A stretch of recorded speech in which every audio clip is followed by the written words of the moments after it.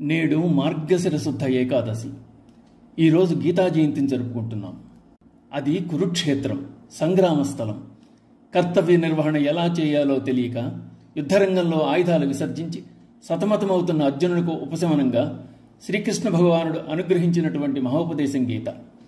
అర్జునుని అజ్ఞానంతో కూడిన సంశయములన్నీ నశింపజేసి అతడిని కర్తవ్యపరాయణిగా కార్యోన్ముఖం చేసిన రోజు.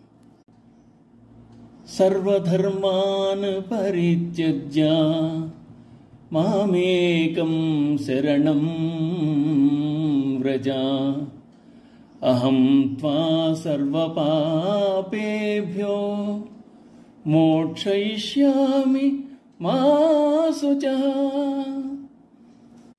సమస్త కర్తవ్య కర్మలను నాకు సమర్పించి సర్వేశ్వరుడనైన నన్నే శరణు జొచ్చుము. సమస్త పాపముల నుండి నిన్ను నేను విముక్తిని గావించెదను, శోకింపకము అన్నాడు భగవానుడు గీతలో. ఇది చర్మశ్లోకం. ఇదే తారక మంత్రం. గీతాశాస్త్రం యొక్క తత్వబోధ అంతా ఇందులో నిమిడి ఉంది. ఇందు చెప్పబడిన శరణాగతి, ప్రపత్తి రెండూ సాధకులకే కాదు, సర్వజనులకు అతి ముఖ్యమైనవి. ధర్మము, కర్మల యొక్క ఫలితం శరణాగతి. శరణాగతి చేయడం వల్ల మోక్షం సిద్ధిస్తుంది. భగవంతుని ఒక్కని ఆశ్రయిస్తే చాలు.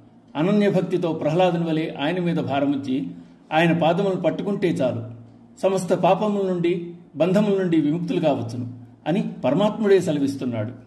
భగవత్ సాక్షాత్కారం సిద్ధించుటే గీతోపదేశం యొక్క ఉద్దేశం, పరమార్థం. కనుకనే గీత మోక్షశాస్త్రం. నమో భగవతే వాసుదేవాయ.